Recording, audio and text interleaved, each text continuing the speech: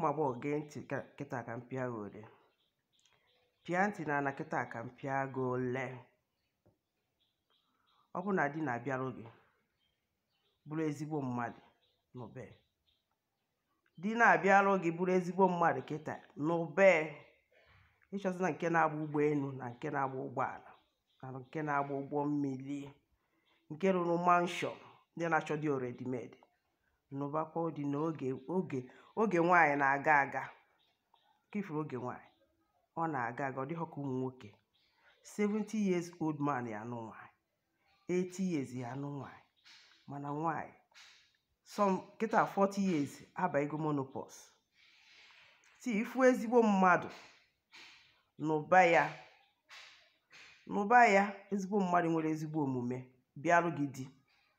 N'ụba ya emis na opportunity gị maka itikọ ha daino, maka ịkachikwa mmadụ winch n'oge ikpeazụ si na mmadụ merụ gị.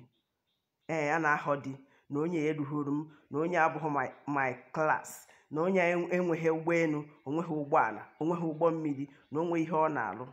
Ọ bụrụ na onwe ihe a na-alụ, ọgwụ na onwe ihe na-alụ, gịnị anụba di na nwunye na ego ya abịa. Ntụtụkọ ego abịa. Ụnụ agbakọsịa mbọ ọnụ, ego abịa. Ị nọzikwa ị na-achọ already made. Ụfọdụ si ka ha tinye agbọghọ, itikwa agbọghọ gị, tigide agbọghọ itiri onwe gị. Maka na afụgo m nke mee n'obodo o tigidere agbọghọ tibezie na-eketa. Ọ na-arụ ọrụ nwee ezigbo ego. Di na-abịa dị ọsị na onye ahụ abụghị test na ọ bụghị klaasị ya, na onwe ihe ọ na-alụ. Kịta adrọpụ kwuo na-ema n'ọrụ nwa agbọghọ etibe na every year ọsị gị na ọ dị 35 years agwụ. Ọ na-akana. Ọ bụrụ ihe o mere onwe nke ọ ya sịkwa na mmadụ merie. Ifu ezigbo mmadụ na-abịarụ gị di, jebe as far na ọ bụ ezigbo mmadụ nwee future, go jee n'ube. Ịnụba na ihe ya abịa, ego ya abịa. Otu aka ọ dị njọ, ọ dị mma. Ọnwa mgbe nta ịghọtago danino be nna gị na-asị na onye erughị gị, ị na-achọ nke ndị first class.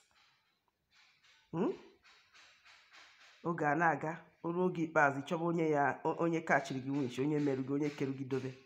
Ọ bụrụ ihe mere onwe gị. So mụrụ anya ka azụ marụkwa ife. Maka ndị a na-ahọ dị na-achọ already made, ndị nwe manshọn. So ifu ezigbo mmadụ ọ na-abịarụ gị di n'ube. As far na nwoke bụ ezigbo mmadụ nwee future n'ube na ihe ya adị. Ịghọtago? Ọ dị.